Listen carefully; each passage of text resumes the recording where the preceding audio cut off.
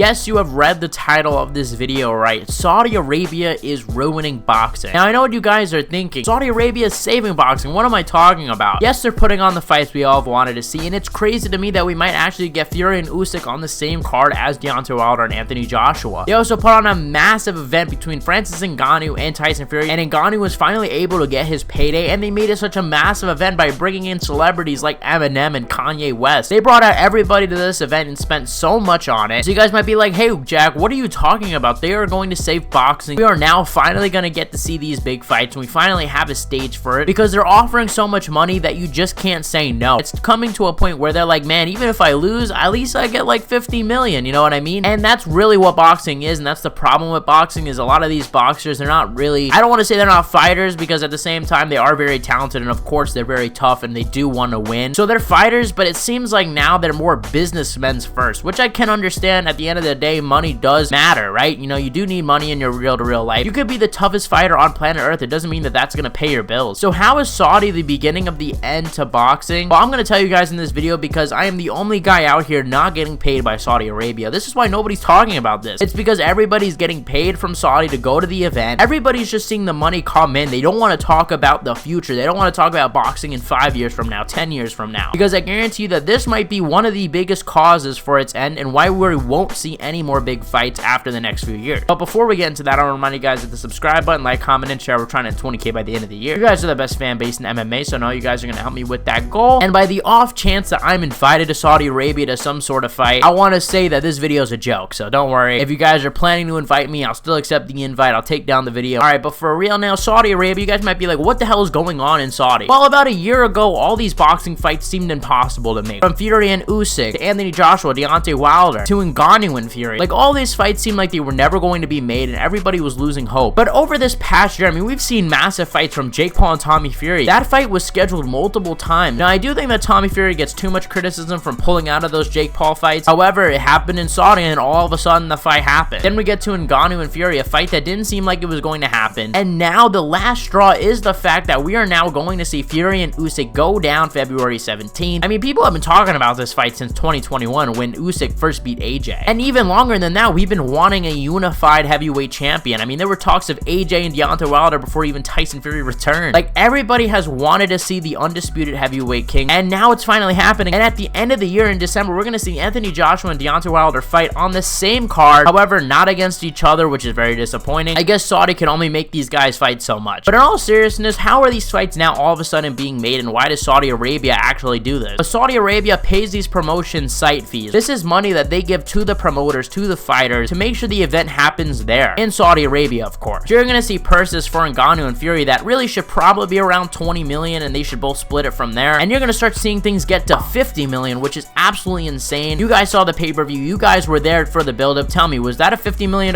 fight? Obviously, that was not a $50 million fight. That was a ridiculous price tag, and honestly seems very unrealistic. Like, if you would have told me a year ago Francis Ngannou would have signed on for a $50 million purse, granted, they both had to split the purse, and most of it went to Fury, but even 10 million out of that, I mean, that is absolutely insane for Francis. And Francis, I mean, apparently he sold like 300K in that Cyril Gane fight. The single greatest storyline in heavyweight history was Francis Ngannou versus Cyril Gane, finding out that they were teammates, that the coach had to make a split, the manager made a split, they moved away.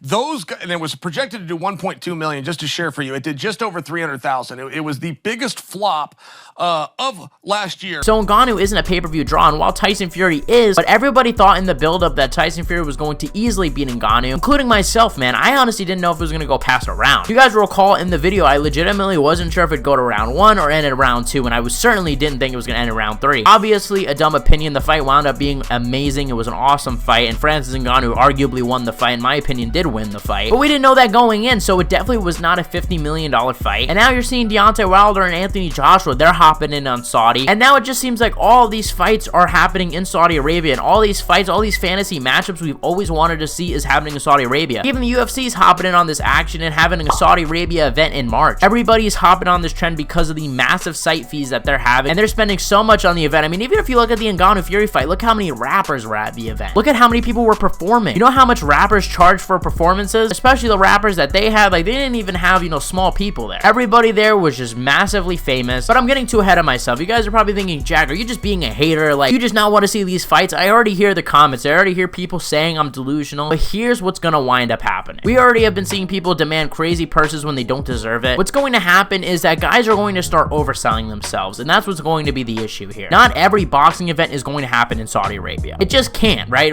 Saudi Arabia isn't going to be the new capital of boxing. It could be, and it might actually become in the next few years. However, I'm telling you, Saudi Arabia is not going to be dishing out this much money for the rest of their lives to these boxers. Because let's face it, at some point, a lot of these events are not going to become profitable. And I highly doubt that the Ngannou and Tyson Fury fight was profitable for Saudi Arabia. I mean, yes, the idea is that they're going to be spending money in their country, want to go back, spending money in their arenas, and I get all that, right? And credit to Eddie Hearn, because I believe he was one of the first guys to find Saudi and have events there. I believe he had the rematch between Andy Ruiz and Anthony Joshua, and that was a couple years ago, but since then, it seems like everybody's going back. But what's going to happen, and I swear to God this is going to happen, is people are going to start pricing themselves out. People are going to be starting demanding $50 million purses, thinking that's the norm. They're going to say, hey, Ngannou made that much? And a boxer, let's just say like a Devin Haney, who, let's be honest, isn't exactly a massive superstar in boxing, but is a good boxer, of course. He's going to start seeing $50 million and say, well, I could sell more than Francis Ngannou. I'm more valuable than that. I'm a champion. I want $100 million. And eventually, these purses are going to become so unrealistic that I honestly think that we're going to see the death of boxing, because Saudi Arabia, I think at one point, will stop dishing out this money, or at least do it for selective fights. And then we're going to see these other boxers not fighting each other. And we're going to start seeing boxers wait for Saudi Arabia to say, hey, we choose you. And they're going to be fighting bums. They're not going to be fighting the best of the best. And instead, they're going to be waiting around praying and hoping Saudi Arabia chooses them to have them in their event and waiting for that massive payday. Because why would they risk their career for like 10 million when they could be making double that in Saudi Arabia? And business-wise, it makes sense. I'm not arguing that. But I'm talking about that this will kill boxing as a sport. Look, boxing is just not profitable. We have now seen Showtime shut down their boxing and shut down Showtime Sports simply because a lot of those boxing events did flop. And I understand that they have other stuff, but their boxing flopped. And it wasn't like they had nobodies on their show. It's just the truth is the UFC and MMA right now is at all-time high. And I know boxing fans are going to be in the comment section below being like, oh, you're an MMA fanboy, I'm unsubscribing. Guys, I love boxing too. You guys don't even understand. I loved boxing before I loved MMA. And it's just one of those things where it's going to become where you can't get any fighter to agree to a fight unless it's that big Saudi Arabia payday. And I genuinely don't think that this is going to be the case in 10 years, right? If Saudi Arabia was going to keep paying and have so many events a year, then fine, I can understand it. But realistically, how many events is Saudi Arabia going to have in a year? They're not going to be having massive boxing events monthly, right? They'll maybe have them, you know, a few times a year, maybe 6 times a year at most every 2 months, which seems kind of crazy to me still. You're still going to have boxers next year, I guarantee you, waiting for that Saudi Arabia slot, and they might not even get picked. They might be like, hey, we don't even care about that fight. And then what? We're just going to have boxers wait around. It's honestly, I think, going to be the death of boxing, and nobody's thinking about it like this, but I am long-term. I think this is the beginning of the end, and yes, it's good, and I'm going to enjoy it as it lasts. I'm going to enjoy seeing the Usyk and Fury fight. I'm going to enjoy seeing the Anthony Joshua and Wilder fight if that fight ever happens. I'm going to enjoy seeing Ngannou fight all these boxers if those fights happen. But sadly, I just think that this is going to be the beginning of the end. Let's enjoy this period, of course. I don't mean to be a downer here. Boxing appears to be saved, but I promise you it is not saved. This is just the beginning of the end. But guys, let me know what you guys think in the comment section below. Am I just being a hater? Am I just chatting out of my ass? Like, let me know in the comment section below. I'm excited for these fights, don't get me wrong, and I'm going to be tuning in